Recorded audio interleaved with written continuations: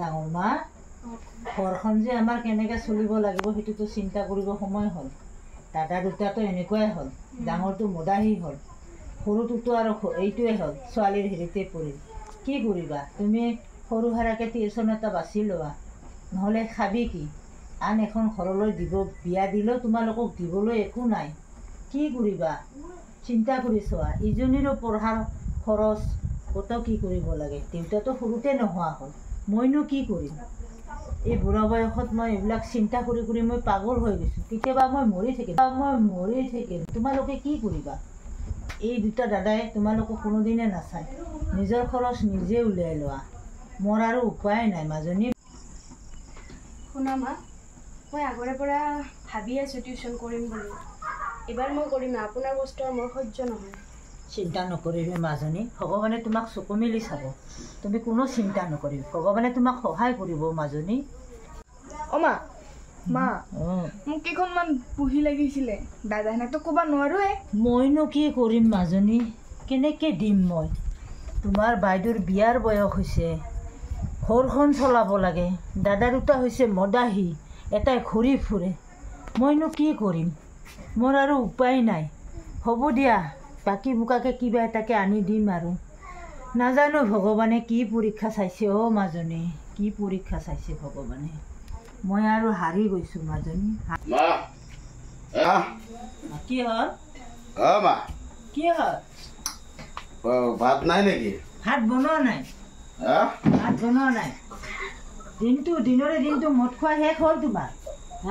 আত্মা সন্তুষ্ট হ'ল? দিনৰে দিনটো যে তুমি মদ খাই আছা, ঘৰখনত যে চাউল নাই খবৰ লৈছা? ভণ্টি দুটা কি কৰি আছে খবৰ লৈছা? খবৰ নাই তোমাৰ। দিনৰে দিনটো মদৰ দোকানত থাকি তুমি জীৱনটো শেষ কৰি দিলি। ঘৰত কি আছে কি নাই খবৰ নল'লি। কিমান কষ্ট কৰি ঘৰখন চলাই আছোঁ। এবাৰ মোৰ কথা চিন্তা কৰি চালি তুমি? মোৰ কথা চিন্তা কৰাৰ সময় নহ'ল তোমাৰ। দিন ৰাত মদ খাই থকাতে গ'ল। ডাঙৰ ভণ্টিটোক বিয়া দিব লাগে, সৰু ভণ্টিটোক পঢ়াব লাগে। এই চব বাদ দে, মোক এতিয়া ভাত লাগে। ভণ্টি ভণ্টি ভাত বনোৱা নাই। ভাত ক'ৰ পৰা বনাব?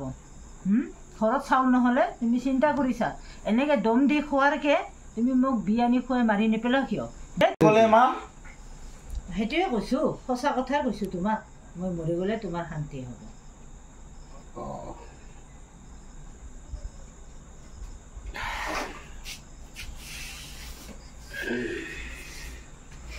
ভাত নাই না তাৰমানে? হ'ব,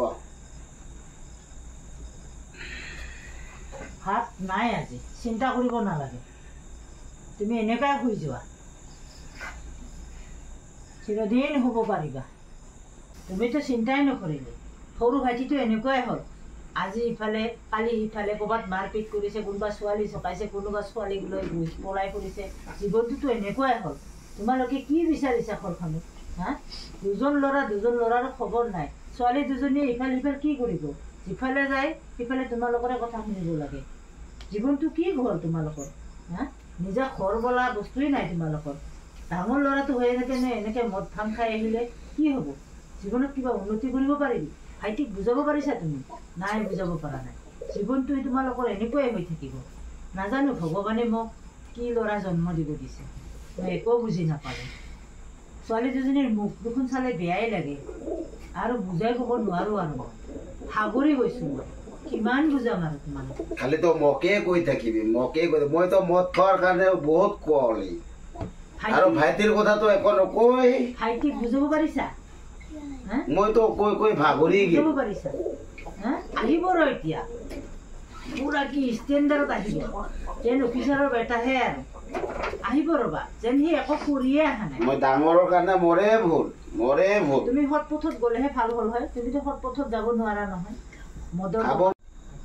তুমি ভাল হ'বলৈ চেষ্টা কৰা, তুমি যদি ভাল নোহোৱা, ভাইটিটো কি আছে আৰু কি চিন্তা কৰিব লগা? বাবা, তুমি আৰু ক'ত যাব ওলাইছা? ইফালে আহা। দিনটো ঘূৰা হ'ল। কি হ'ল? ঘূৰি ঘূৰি এতিয়া ঘৰত সোমাইছা। ঘৰখনত কি হৈ আছে তোমাৰ চিন্তা নাই? এটাই আহিছে মদ খাই থিয়া দিব নোৱাৰে, ভাত লাগে। তুমি আহিছা ঘূৰি ঘূৰি। কি বিচাৰিছা তোমালোকে? কি বিচাৰিছা? মোৰ মৃত্যু বিচাৰিছা নে তোমালোকে এনেকুৱা খাম বুলি ভাবিছা? কি বিচাৰিছা? মদ খাই শেষ, একো নাই। দাদা কি মদ খাই আছা নেকি? তুমি বাহিৰত মাৰপিট কৰিছা? অলপ চকুটো ডাঙৰ ডাঙৰ চাহ মা কিমান মাল খোৱা হৈছে নাই মই মই আৰু অলপ একো জুচ নকওঁ। খাইছো জুচ মই ভাগৰি গৈছো তোমালোকক জুচ নহয় দাদা তুই মাল খাই কিনে বহুত কিবা কিবি কৰি থাক লাজ নালাগে তোমালোকক এজন বৈনী না বিয়া না দিব লাগে তোমালোকৰ কাৰণে এইবিলাক হৈছে হা?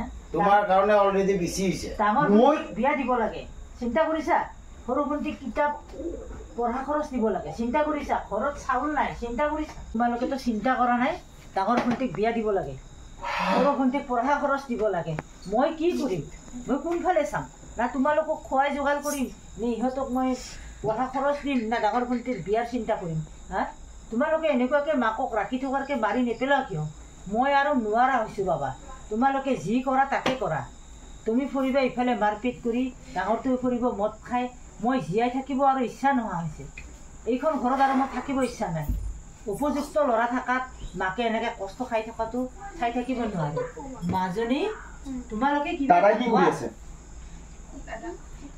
তোমালোকে দুজনো একে বাবা দাদাই আমাৰ ঘৰখনত মোৰ চবখিনি শত্ৰু দাদাই মই দাদাক ঘৰখন এৰি দিছিলো আৰু তুমি ভাইটি তুমি বহি লোৱাচোন বহি লোৱা বহা নহয় দাদা নাই নাই বহি লোৱা আপুনি যেনেকে মাল খাই থাকে মই সেনেকে মাল নাখাওঁ হয় মই গুণ্ডা হয় বহি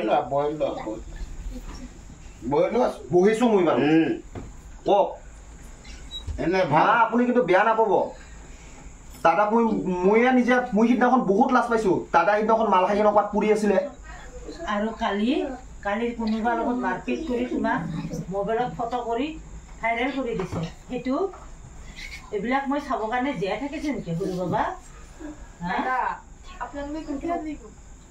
ডাঙৰ মাজনী কোৱা আৰু।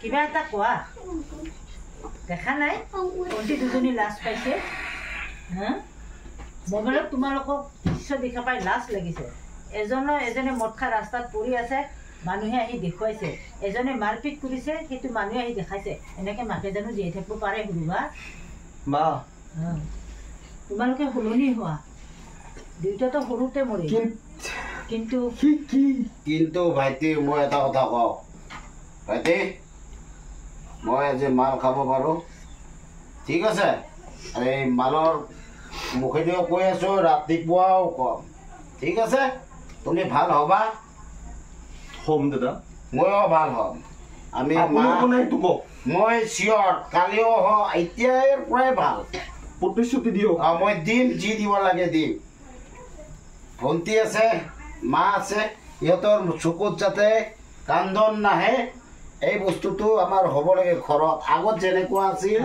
হাঁহি আছিল হ'ব লাগে আজি আমি প্ৰতিশ্ৰুতি লওঁ বাবা বৰ মই কি কৰিব লাগে পাৰিব আপুনি মই পাৰিম দিল মাৰ ভৰিত ধুই কিনে ক'ব পাৰিব 100 বাৰ ময়ো গুণ্ডাগাৰী এৰি দিম হ'ব আপুনি মাল খাব এৰিব লাগিব মই এৰিম কালিৰ পৰা মোক এতিয়াৰ পৰা নাপোৱা আজিৰ পৰা ব'লা মাৰ ভৰিত ধৰি কিনে আমি আজি প্ৰতিশ্ৰুতি লওঁ আমি কেতিয়াও আৰু মাল নাখাওঁ আজিৰ পৰা আমি সুখী পৰিয়াল মাজনী খালি মা আশীৰ্বাদ কৰিব ভণ্টি তোমালোকৰ কাৰণেও ভাবিম দেই সুখী পৰিয়াল দিয়া হাত তোমালোকে কোনো টেনচন নল'বা মাজনী দাদা হাত দিয়া সুখী হাত দিয়া আজিৰ পৰা আমি সুখী পৰিয়াল আনন্দৰে থাকিম হাঁহি হাঁহি থাকিম আমি ফূৰ্তি কৰে থাকিম এইটো জীৱন এনেকুৱাই সুখেৰে থাকিম আমি হাঁহি থাকিম আগৰ নিচিনাকে হাঁহি হাঁহি থাকিম ঠিক আছে হ'ব এতিয়া ৰাইজ মোৰ সৰু বাবাও ভাল হ'ল